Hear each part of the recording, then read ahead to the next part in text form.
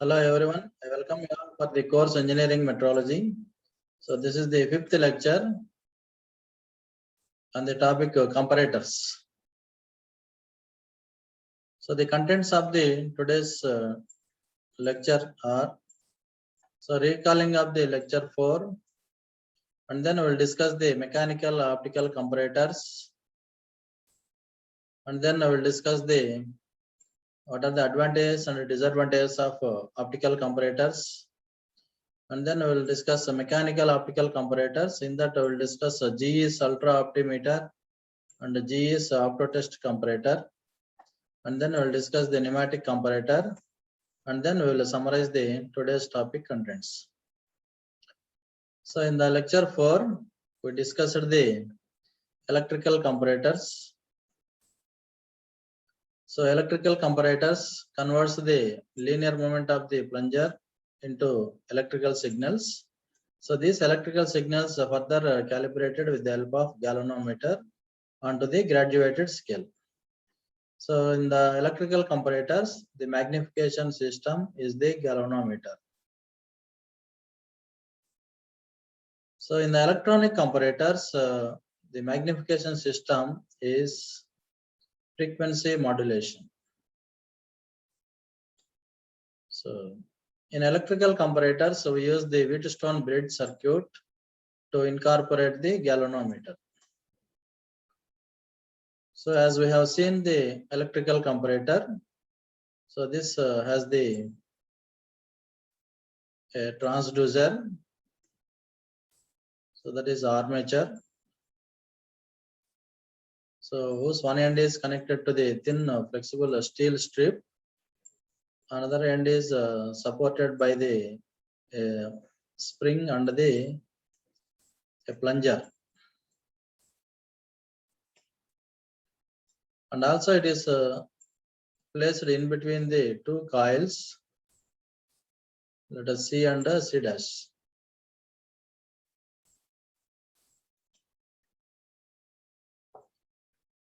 So any little movement of the measuring plunger, so that unbalances the bridge, resulting in the flow of current through the galvanometer. So galvanometer scale is calibrated to give the movements of the plunger. So initially the armature is equidistant from the coil C and C dash. That means the inductance in the coil C and C dash is same, but in the opposite direction. So therefore, no current will flow through the galvanometer and shows the 0 reading on the galvanometer. So, but practically it is not possible. So this armature may be lowered or moved upwards. So that imbalances the armature between the C and C dash. That means the inductance changes. So that causes the flow of current through the galvanometer. So that shows the measurement of the dimensions of the component on the calibrated scale in the meter. And also we discussed the electronic comparator. So in the electronic comparator, we have a transducer. So we have the transducer. So this transducer is connected to the plunger. So under the plunger, we place the workpiece. So here the transducer converts the any linear movement of the plunger into electrical signals. So these electrical signals sent to the amplifier, oscillator.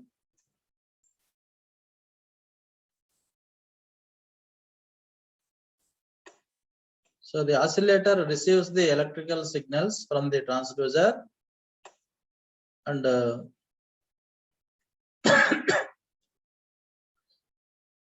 converts into frequency waves by adding the carrier frequency.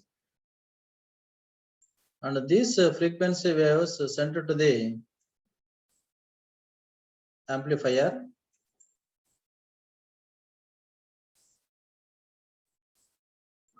So in this, the frequency waves are amplified to the required level, and then they are again demodulated.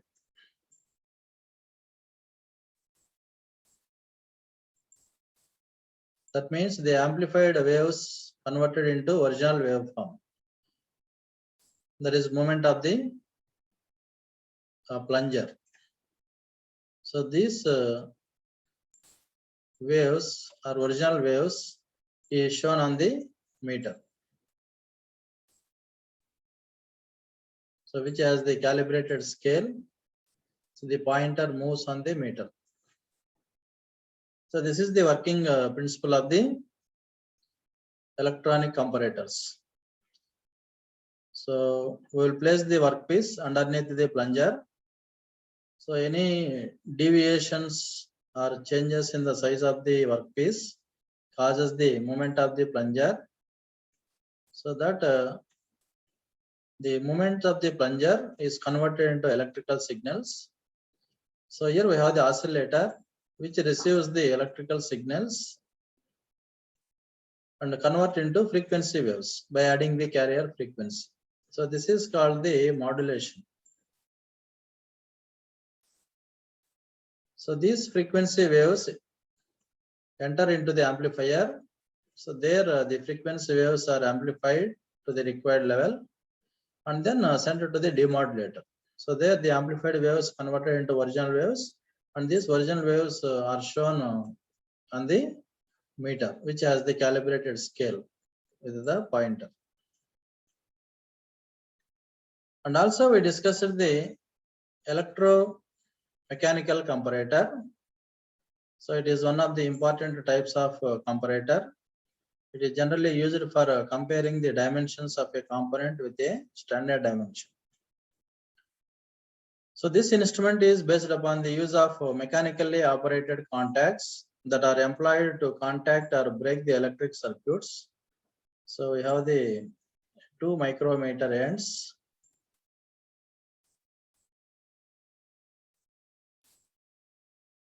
So this acts as the contact points. This is micrometer A and micrometer B. So these anvils or ends of the micrometer is connected to the two bulbs.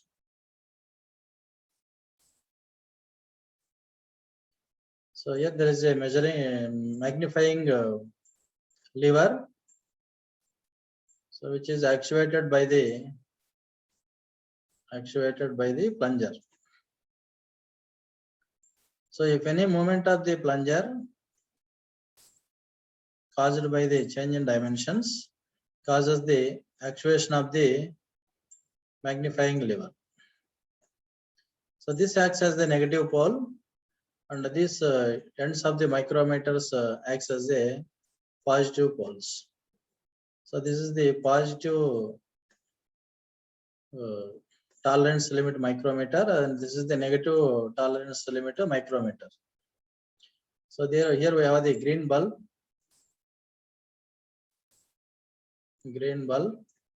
and this is the red bulb or red indicator and the green indicator.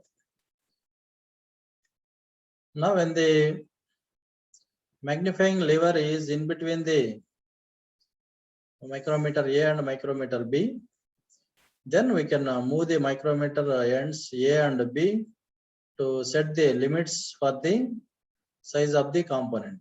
Upper limit of the component can be set by the micrometer A, and the lower limit of the component is set by the micrometer B. So when the workpiece is placed underneath the plunger, if any movement of this plunger causes the magnifying lever touches either micrometer A or micrometer B, depending upon the size of the component. If the size of the component produced is basic size plus the upper limit of the upper limit of the component, then this magnifying lever touches the micrometer A and the green indicator will appear. If the component is produced to the size lower than the basic size minus lower limit of the size of the component, then this magnifying lever touches the micrometer B, so the red indicator will appear. If the magnifying lever is in between, if the component size is made in between the limits of component size, then the magnifying lever will not touch either micrometer A or micrometer B, so no light will appear. So that is the working principle of the electromechanical comparator. So when the magnifying lever touches the anvil of micrometer A, so a green light will appear to indicate that the measured dimension excelled at the nominal height plus the upper limit of the tolerance. Similarly, when the magnifying lever touches the micrometer B, a red light will appear to indicate that the measured dimension is smaller than the nominal height minus the lower limit of the tolerance. So when the measured dimension is within the tolerance, so no light will appear. And also we discussed the optical comparator. It is one of the type of the comparator which is made up of optical means. Optical means it is having light source and there is a reflecting mirror. So if the mirror is, let us have the mirror, and if the light source is incident on the mirror, so with an angle theta with the normal, the reflected ray also makes an angle theta with the normal. So this is normal, this is the reflected ray, this is the incident ray. So the incident ray and the reflected ray makes the equal, makes the angle theta with the normal when the mirror is a reflector, a reflecting surface is in horizontal position. If the reflector is tilted by an angle theta or alpha with the horizontal, alpha or theta with the horizontal, by means of movement of the plunger, by means of the movement of the plunger. So when the workpiece is placed underneath the plunger, so this change in dimensions causes the movement of the plunger in the upward direction or in this direction. So that causes the tilting of the mirror through either alpha or theta. So in this case, if the light source falls or incidents with an angle theta with the normal, the reflected ray makes an angle 2 theta. So on this principle, the optical comparator works. If the mirror tilts by an angle alpha, the moment in the reflected ray will be angle 2 alpha. So this is the working principle of the optical comparator. So that is the last lecture 4, and this is the today's lecture. That is mechanical optical comparators. So this is also called Cook's optical comparator. So this works on the same principle of optical comparators, but the plunger in the mechanical optical comparator will be replaced with the pivoted levers. So we have the pivoted, this is the pivoted point and this is the lever. So here L1 represents the distance of the pivot point from the plunger, or distance of the plunger from the pivot point is L1, and L2 is the distance of the lever from the pivot point, and L3 is the distance of the pivot point of the mirror from the lever, and L4 is the projected image length and the graduated screen, a calibrated scale. So this has a mechanical part and also an optical part. So the displacements of a measuring plunger are initially amplified by the lever mechanism, which is pivoted about the point, this point. So the mechanical system causes the plane reflector to tilt about its axis. So this is followed by simple optical system wherein the pointed image is projected onto the screen to facilitate a direct reading on a scale. Now we will explain how this optical system can be used for measuring the dimensions of the components. So the plunger is spring loaded here. It is a spring loaded plunger so that it can be biased to exert a downward force on the workpiece or the component which is to be inspected. So this bias also enables both the positive and the negative readings. So depending on whether the plunger is moving upward or downward. So here the scale is set to 0 by inserting the reference gauge. That is, this is the reference gauge. Generally we use the slip gauges. So we place the reference gauge under the plunger. Then we will adjust the pointer or the image on the 0 reading by rotating the screw. So there is an adjusting screw which can be rotated so that the reflected image will be at the 0 reading. And then we will remove the reference gauge. So we will place the workpiece.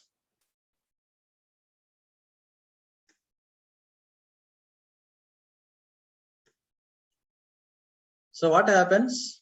So because of variations in the size of the component, a small displacement of the plunger takes place. So this small variation of the size of the component will be amplified by mechanical levers. So this causes the moment of the plunger. So this lever pivot, it is pivoted at this point. So the lever moves downward. So what happens? This tilting mirror causes to tilt about the pivot point. So let us, this is alpha or theta. So the amplified mechanical moment is further amplified by the optical system due to the tilting of the plane reflector. So a condenser, here there is a light source which provides the light, and there is a condenser, so which can be used to condense the divergent rays of the light source can be converted into a parallel light rays of the beam, a parallel beam of lights. So that is the function of the condenser. The divergent rays of the light is converted into a parallel beam of light, and then passed through the index plate, so which has the linear graduations. So this will be passed through the projecting lens onto the reflecting mirror. So this reflecting mirror reflects these rays onto the graduated scale.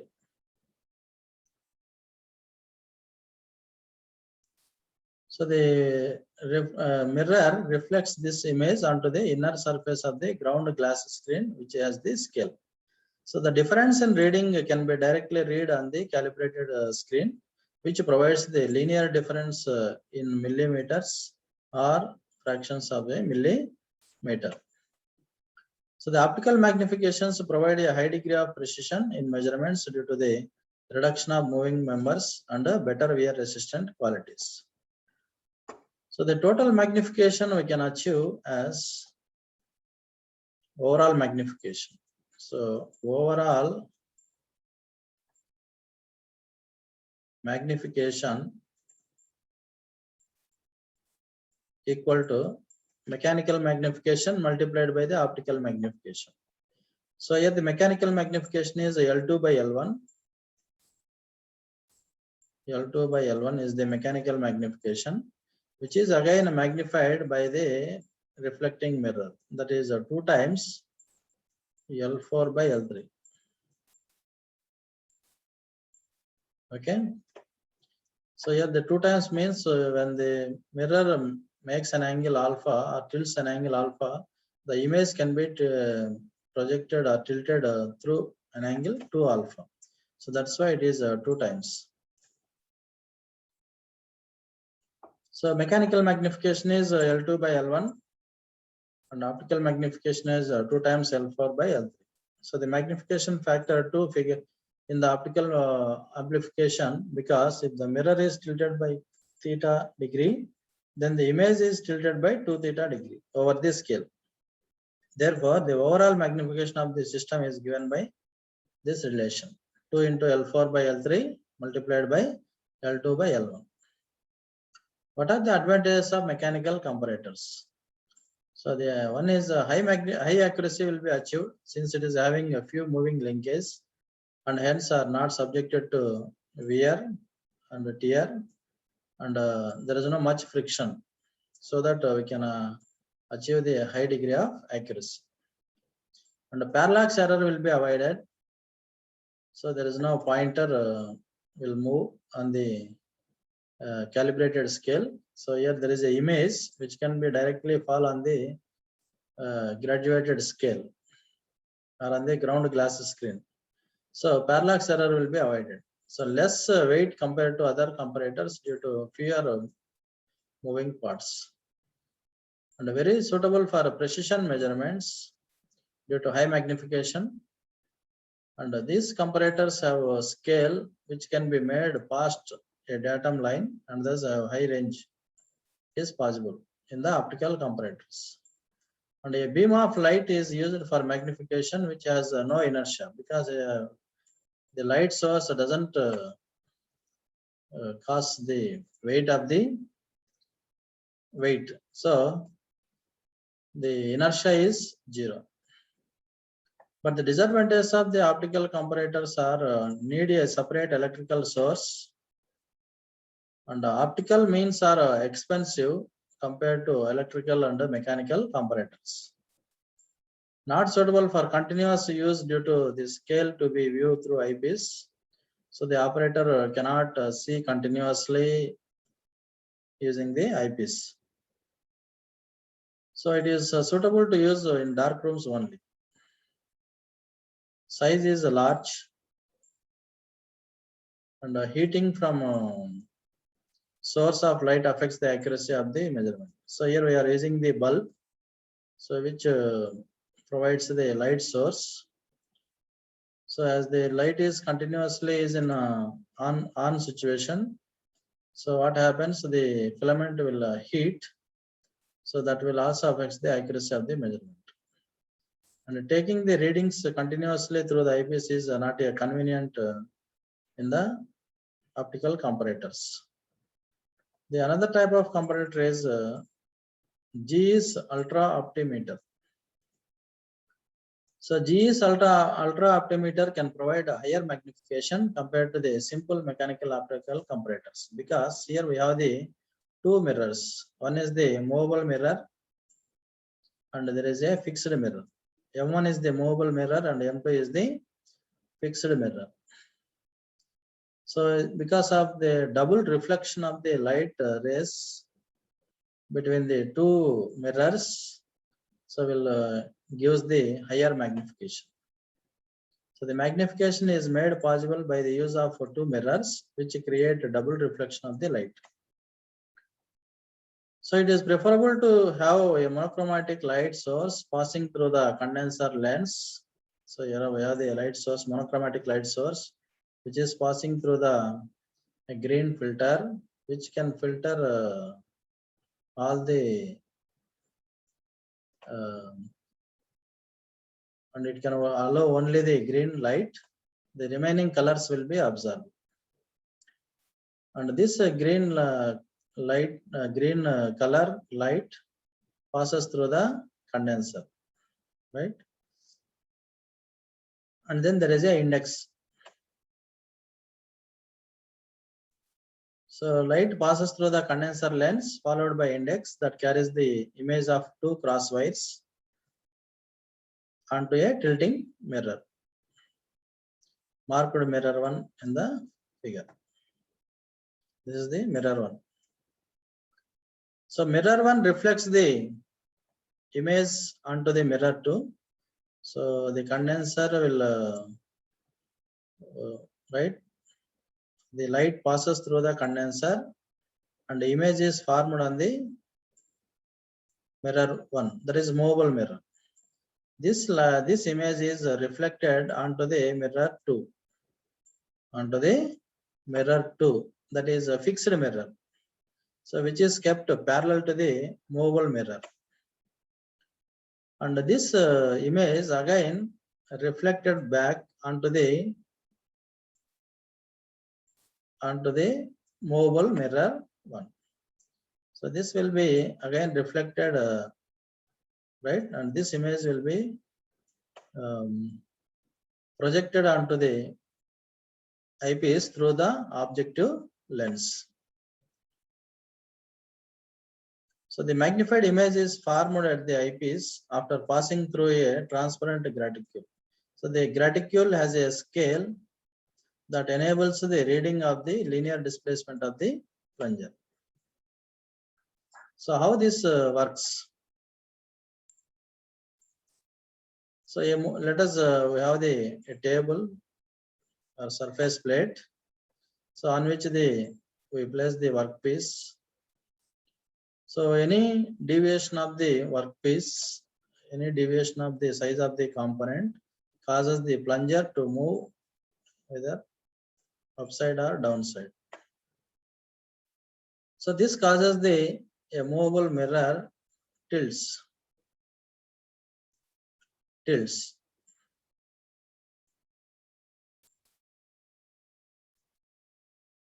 Okay. So this is H. Let us, this is delta theta or theta. So the plunger movements tilts the mirror 1, that is movable mirror, which moves the image of crosswise over the scale. The scale thus directly provides the linear deviation and thereby provides a convenient means for inspection of the parts.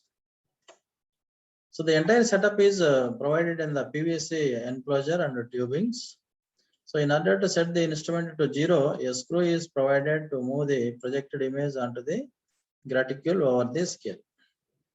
Subsequent readings are either plus or minus values depending on whether the dimension is larger or smaller than the set value respectively.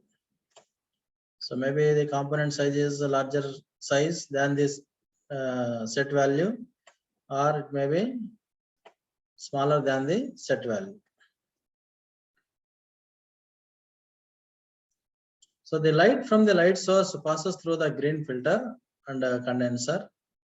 So the green filter function is to allow only green light and filters the remaining all colors of the light. The filtered beam light passes through the condenser. So here the condenser is to focus the light source to the movable mirror.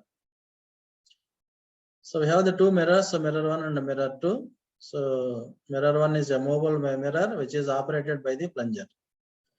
Whereas a mirror, the plunger is a measuring tip contacts to the workpiece to take the deviation, and mirror 2 is a fixed mirror.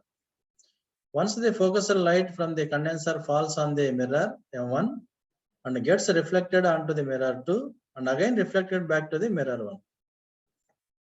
So we can see in this figure or diagram. So this is the light source reflected from the mirror 1 to mirror 2. Again it is reflected back to the mirror 1 and projected onto the ground glass screen through the objective lens.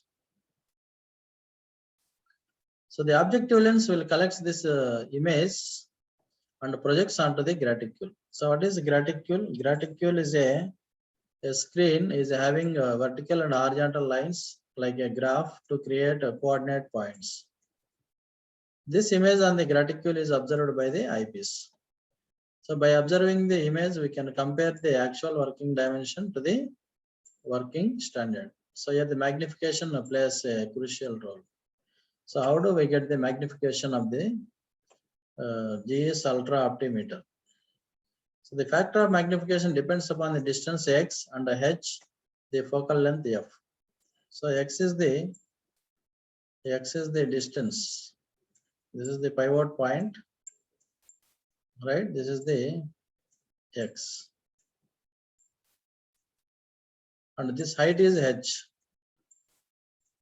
This height is h. And let us, this is delta theta or theta.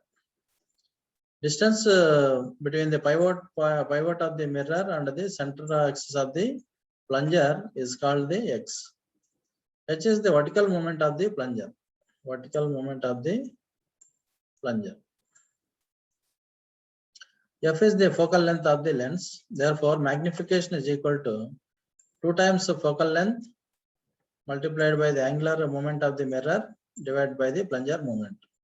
So 2 into F is the focal length of the mirror and delta theta is the angle of tilt of the mirror divided by H. So here delta theta is equal to, so you can write tan delta theta is equal to H by X. So as the theta is very small, tan theta is equal to theta, right? So that is the delta theta is equal to H by X. So by substituting here, we will get 2F by X. So the magnification depends upon the focal length of the lens and the distance between the pivot of the mirror and the center axis of the plunger. The another type of comparator is GS Optotest comparator. So this is the commercial measuring instrument. It utilizes a plunger and it has the tilted mirror. So there is a plunger and a tilted mirror, and there is a knife edge. About the pivot point, the mirror can tilt depending upon the size of the workpiece which is held or placed under the plunger. And there is a objective lens, so which collects the image of the reflecting image from the mirror, and then it is right. We have a prism, so which converts the image onto the calibrated scale. So this can be viewed through the eyepiece. So the mirror is mounted on a knife edge and it can be tilted about the fulcrum.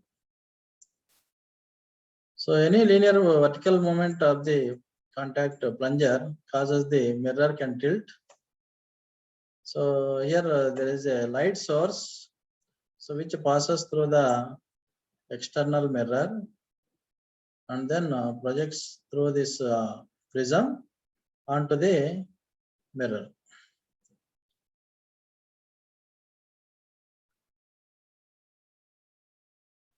So the beam of light passes through a graticule marked with a linear scale, and the motion of the mirror moves this scale up and down past a translucent screen inside the instrument's observational hood.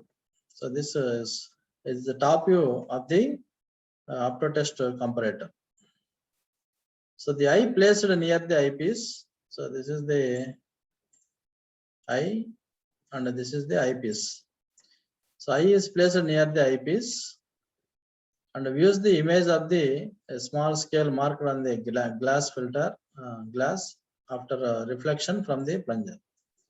Actuated mirror and the prism in the plan view of the figure here. This is. So what happens? The light source, right, projected onto the through the prism onto the mirror, tilted mirror. So because of size variation on the component, the plunger moves either in this up and down, right? The mirror tilts about the fulcrum.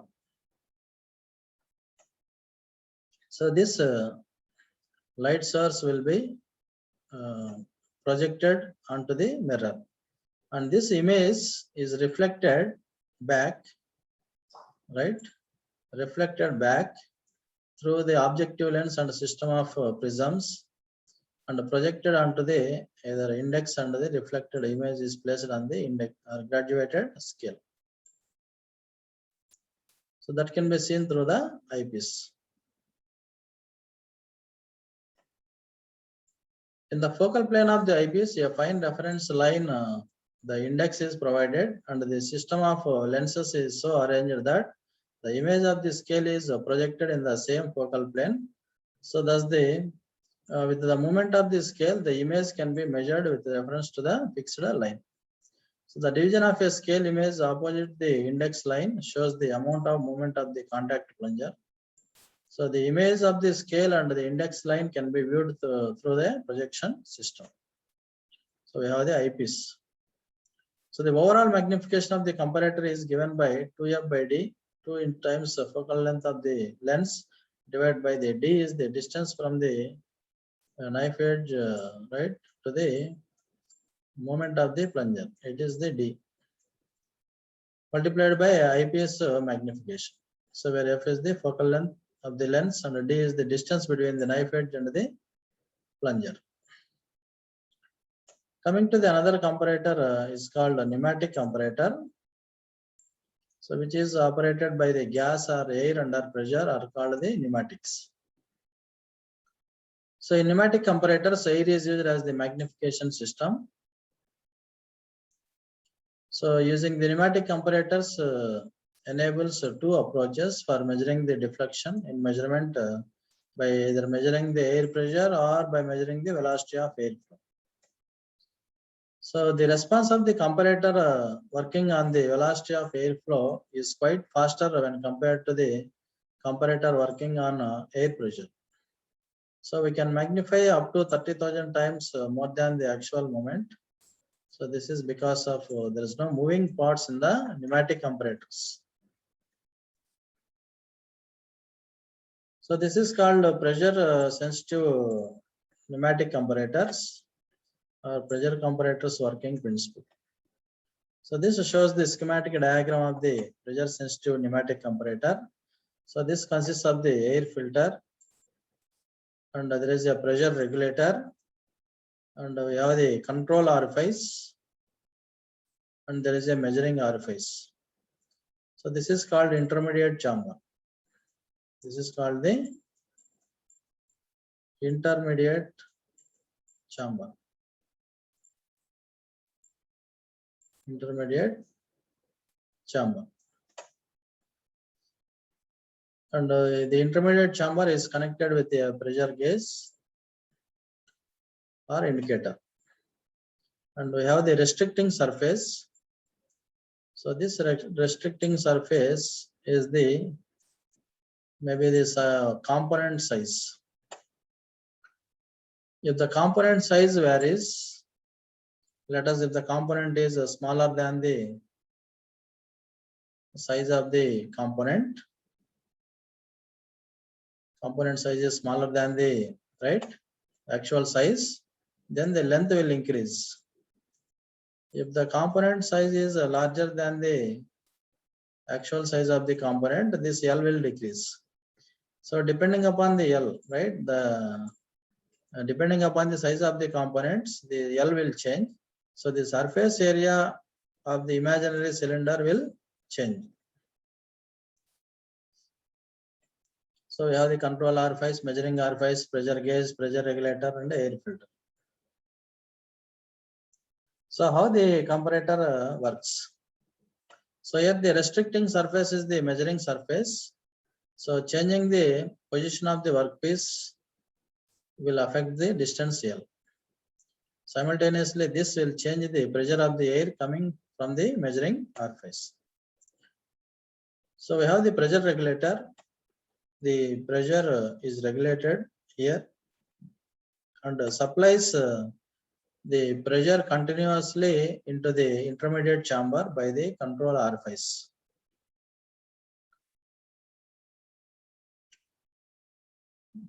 So the control orifice will provide the air at constant pressure into the intermediate chamber. It is the area between the control orifice and the measuring orifice is known as the intermediate chamber. So there is a pressure gauge arranged to the intermediate chamber to indicate the pressure change in the intermediate chamber. The pressure change will be occurred due to the change in the length L. So as the length is more, so the pressure decreases inside the chamber. If the length is small, the pressure increases inside the chamber. So the pressure indicator reading will be calibrated as the change in the size of the measuring orifice. So this is the measuring deviation from the standard value. So this type of comparators are used to compare the bores generally, but later they may become a universal standard. So what are the advantages of the pneumatic comparator? So one is the high degree of magnification is possible, and no wear takes place on the workpiece due to no contact of the comparator to the workpiece. So as we have seen in the previous slide, so here this is the workpiece, and here this is the orifice. Orifice discharges the air under pressure. Okay, there is no direct contact between the comparator and the workpiece. Okay, so here the control orifice will continuously supply the pressure, and depending upon the length, the pressure change takes place inside the chamber. If the length, distance between this resting surface and the measuring orifice is large, then less pressure inside the chamber. So that difference in pressure is shown on the pressure gauge. So if the distance is small, the pressure acts, that is back pressure acts on the fluid or air. So the pressure difference is created. So that will be shown on the pressure gauge. So here there is no direct contact of the workpiece with the comparator. So no wear takes place because no contact of the comparator with the workpiece. And high accuracy can be achieved due to very few moving parts and suitable to measure the diameter of the holes. So best instrument to determine the ovality and taper of the circular holes. So when we want to check the ovality or out of roundness or taper of the circular holes, so we can use the pneumatic comparators. But what are the disadvantages of the pneumatic comparators? Low speed of response compared to other types of comparators like optical comparators. An accurate pressure regulator is required, and apparatus is not portable, right? Here the high compressed air is required, and you need to supply the compressed air into the intermediate chamber. So you need to keep this comparator at one place and provide all the required things. And the scale is also not uniform in the pneumatic comparators. So this is the today's class. So in this class we discussed the mechanical optical comparators. So in this the plunger is replaced with the optical pivoted levers, and the mechanical the total overall magnification is the product of the optical magnification and the mechanical magnification. So the 2 times L4 by L3 is the optical magnification, and L2 by L1 is the mechanical magnification. Since it is 2 times because the optical magnification, if the mirror tilted by theta degree, then the image is tilted by 2 theta over this scale.